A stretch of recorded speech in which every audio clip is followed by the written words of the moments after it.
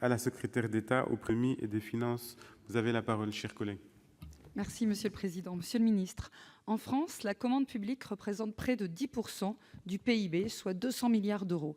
Seulement 28% de cette valeur revient aux petites et moyennes entreprises, qui représentent 99% des entreprises françaises.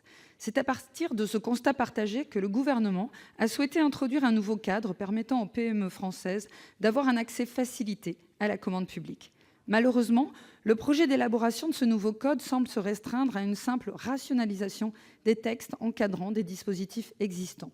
Toutefois, 3 mesures qui ne sont pas mineures pour autant sont à noter: le relèvement du taux minimal du montant des avances, la diminution du montant de la retenue de garantie et la réduction des retards de paiement, si vous les confirmez.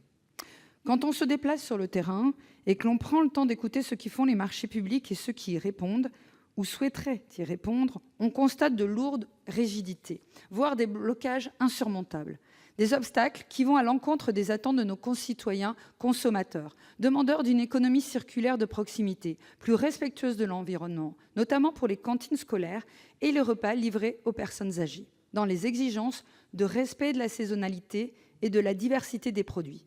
D'ailleurs, la loi Égalim fixe désormais un objectif de 50% de produits locaux de qualité servis en restauration collective, dont 20% de bio.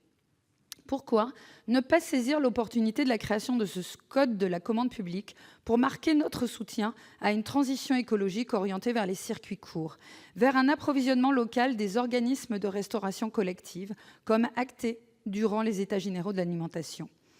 Des acteurs de la restauration collective, comme le CIVU, de Bordeaux-Mérignac, plus grosse cuisine centrale de Nouvelle-Aquitaine, se heurte à la taille critique de ses 23 000 repas par jour, servis sur 200 sites. Lorsque les marchés existent et que l'allotissement fonctionne, il faut s'assurer que les opérateurs locaux ont connaissance de ces marchés et que nous les aidions à se structurer pour qu'ils soient en mesure d'y répondre. Il est temps que la commande publique favorise une logique de projet territorialisé pour véritablement se faire l'outil de nos politiques de progrès social et environnemental.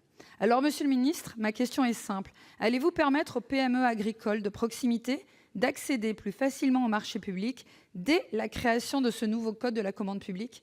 Il serait dommage de manquer ce rendez-vous. Merci. Merci, cher collègue. La parole est à Monsieur Olivier Dussopt, secrétaire d'État auprès du ministre de l'Action et des Comptes publics. Merci, Monsieur le Président. Madame la sénatrice Delattre, Bruno Le Maire m'a chargé d'apporter une réponse à votre question sur le code de la commande publique.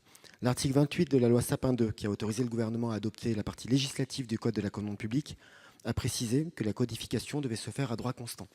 Les réformes visant à rendre la commande publique plus simple et plus attractive pour les PME sont donc portées par d'autres vecteurs législatifs et réglementaires. Leurs dispositions seront néanmoins consolidées le moment venu dans le code de la commande publique qui entrera en vigueur le 1er avril 2019.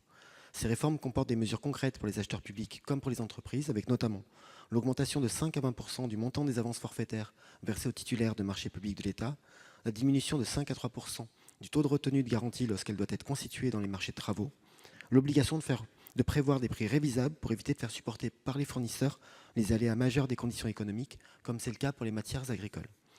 Il y a enfin l'interdiction de la pratique des ordres de service à 0 € qui conduisait certaines collectivités à faire supporter des charges supplémentaires à leurs prestataires de travaux publics.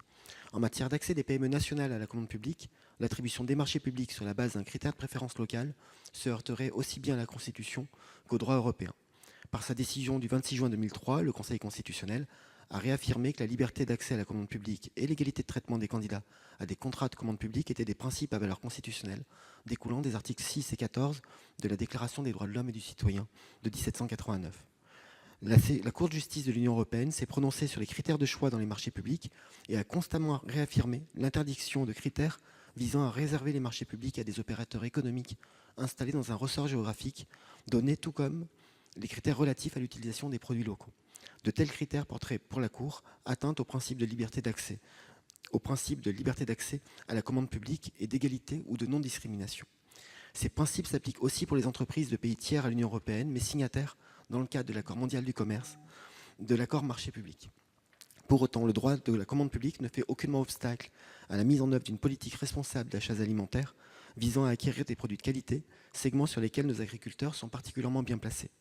L'article 32 de l'ordonnance du 23 juillet 2015 relative au marché public pose une obligation de principe d'allotir les marchés publics afin de faciliter l'accès des PME à la commande publique. Et un allotissement fin, notamment par type de denrée et par territoire, permet de susciter une large concurrence et de lever les obstacles à l'accès à la commande publique des producteurs locaux et de leurs groupements. Les articles 30 et 38 de la même ordonnance font obligation aux acheteurs, lorsqu'ils définissent leurs besoins, de prendre en compte des objectifs de développement durable dans leurs dimensions économiques, sociales et environnementales, et autorisent la prise en compte de ces considérations dans les conditions d'exécution d'un marché public, à condition qu'elles soient liées à l'objet du marché. Les acheteurs publics peuvent ainsi exiger que les fournisseurs garantissent la fraîcheur et la saisonnalité de leurs produits. De même, les conditions d'exécution peuvent inclure des exigences en matière de sécurité et de célérité des approvisionnements alimentaires. Les acheteurs peuvent également recourir aux spécifications techniques définies par référence à des labels permettant de garantir la qualité des produits et leur production, comme ceux ayant trait aux spécialités traditionnelles garanties ou à l'agriculture biologique, défini par l'article 10 du décret du 25 mars 2016.